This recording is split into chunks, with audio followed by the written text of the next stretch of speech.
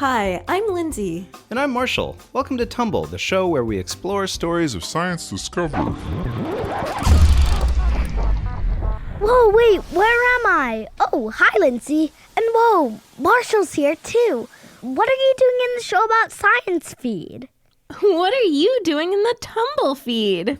Well, I heard you just wrapped up the latest season of Tumble, which is super exciting. Yeah, we just finished season 4 of Tumble, so we wanted to go back and look at some of our favorite moments from the whole season and all the scientists we talked to.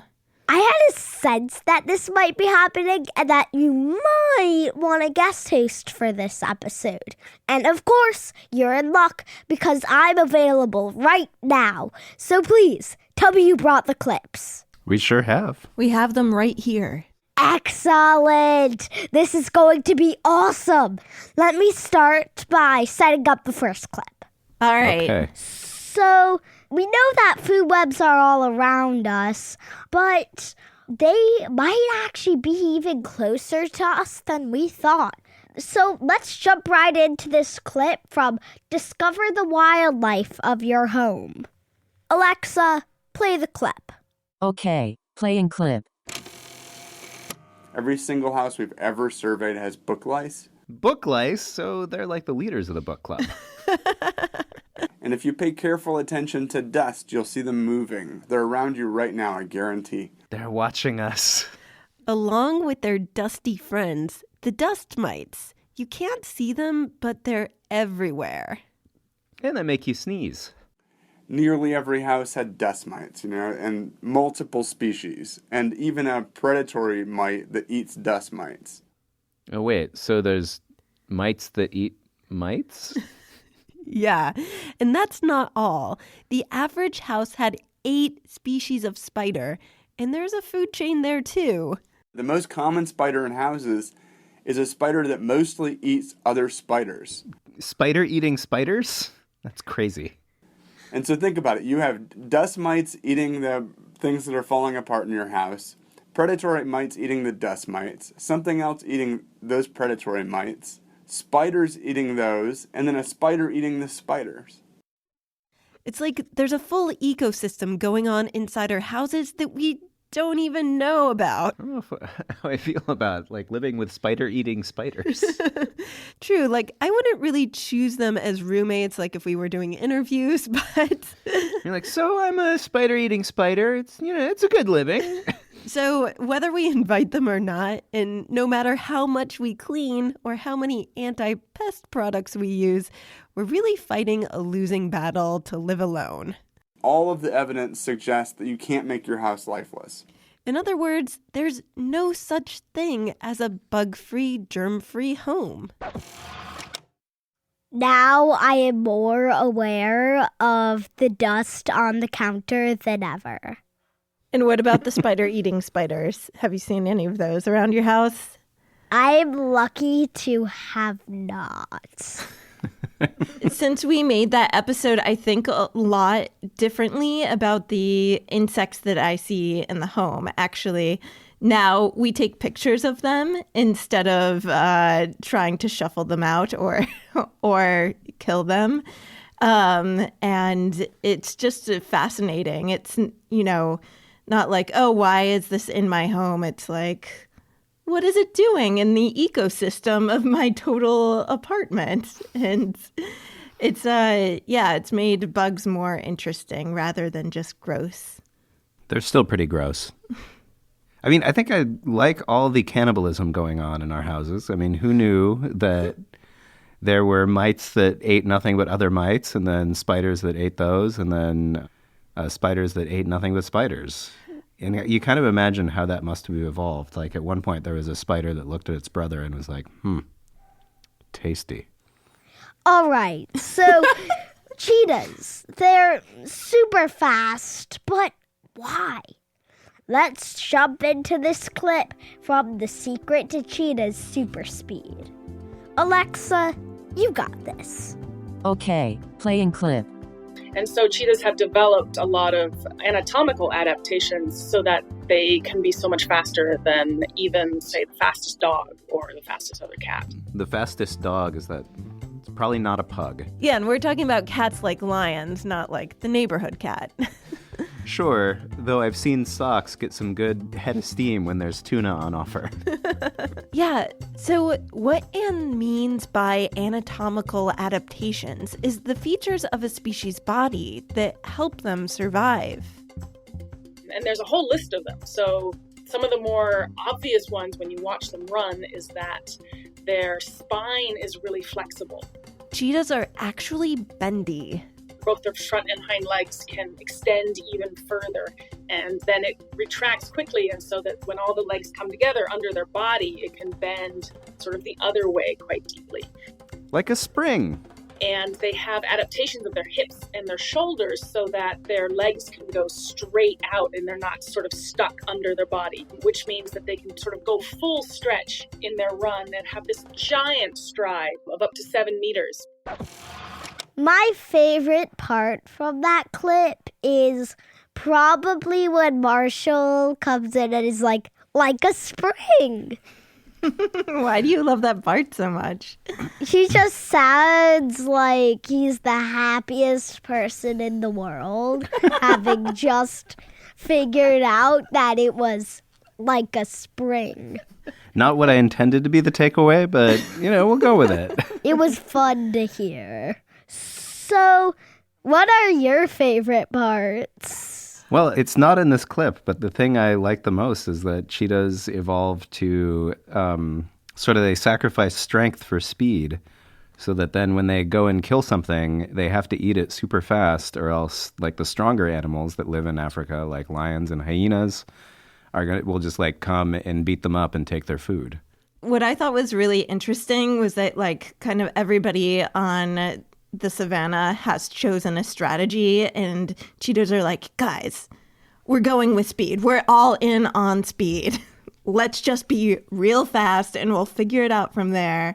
And so you can see how they try to compensate for things that their speed actually doesn't allow them to do. But meanwhile, we just think they're so cool because they're so fast. But they're actually kind of wimpy. They're actually really bad at hunting. They're actually really bad at killing things.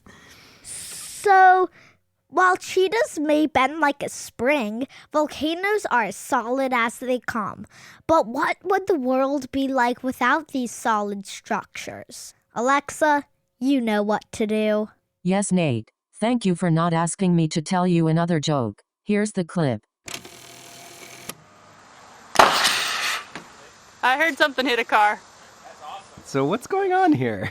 Oh, just launching mounds of molten rock into the air. I'm sure there's a very good reason for that, and it's not just for fun. It's a little bit of both. So for the past 3 years, Erica's been trying to reverse engineer a volcano's recipe for spatter bombs. That'll help her narrow down the ingredients, temperature, and method for a volcanic eruption. Basically, it's like Mary Berry's technical challenge in the Great British Bake Off. But for baking volcanoes. Yeah. We made a little air cannon, and we put the lava in the air cannon and then exploded that. And that didn't work at all. The air cannon would cause little tendrils of lava to fly everywhere, cooling into these lacy patterns rather than solid bombs. So again, we're on to the daily occupation of scientists. This one's shooting lava out of an air cannon. It gets even better. So then we thought, well, what if we make these, if we put the lava into containers and then we carry the containers on a forklift up to 8 feet in the air, and then we open the containers and drop the lava. 5, 4, 3, 2, 1. No worries. Okay, so can we just talk for a minute about how crazy awesome it is that she gets to spend her time this way? Just to try to find something out about a volcano, she gets to spend all day in a parking lot dropping things from high places and seeing what happens. Over and over and over again. I feel like that's got to be a metaphor for science. 5, 4, 3, 2, 1. Yeah! Yeah! Well, maybe not perfect, but that is close. Look at all the red on that's a really thin crust. That's super good. It turned out the forklift method had some issues. When they dropped the spatter bombs, they would just roll away instead of spatting into a pile. I can imagine that would be frustrating. Well, luckily I had been doing science long enough that is the norm. In each trial, Erica would work to figure out what went right and what went wrong. She learned that adding gravel helped cool down the lava faster, which was necessary to get the right shape. But the containers didn't seem to be working at all. Finally, I decided, okay, I'm just going to try to make this container in the trough where the lava is actually pouring out of. So Erica stood with a paddle, holding the lava in the slide herself. I got kind of bored because it takes a while for this stuff to cool. So I just started mushing it around, because how often do you get to just mush around lava? So I was like, I'm just going to try this. And it turns out that is the way to make a spatter bomb. There's a video of this process on YouTube. You can see Erica mushing gravel into yellow hot lava like she's kneading a ball of dough. The gravel cools the lava. Then she picks it up with tongs and tosses it onto the ground like a pizza. Not the kind of pizza you want to eat. Volcanic baking is not for eating. But next up is the showstopper challenge. I think the next step is to make the bombs in the trough with the paddle, then put them into some kind of catapult launcher thing, and then release that, and then we'll see just how important that impact really is. I mean, it is pretty awesome what she gets to do all day. But, I mean, why was she making splatter bombs? Spatter bombs. Splatter bombs, whatever they're called. She was making spatter bombs to try and sort of recreate this big clue to how volcanoes exploded in the past. So she could see, here's the spatter bomb that exploded hundreds of billions of years ago, but she didn't know how they're made. And so by making her own spatter bombs, she could kind of try to recreate the conditions and say, oh, it was this hot or this cool. And I thought that was a really interesting way of going back and trying to understand something that was historically impossible to see. I see what was historically impossible to see. So, above your mouth are some small whiskers, you could call them, if you want. They're hairs.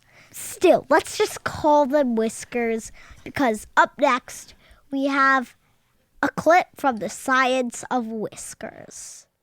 Alexa, let's get into this clip to find out what it has in store. I mean, I'm curious. Yes, Nate, I am curious too. Here's the clip.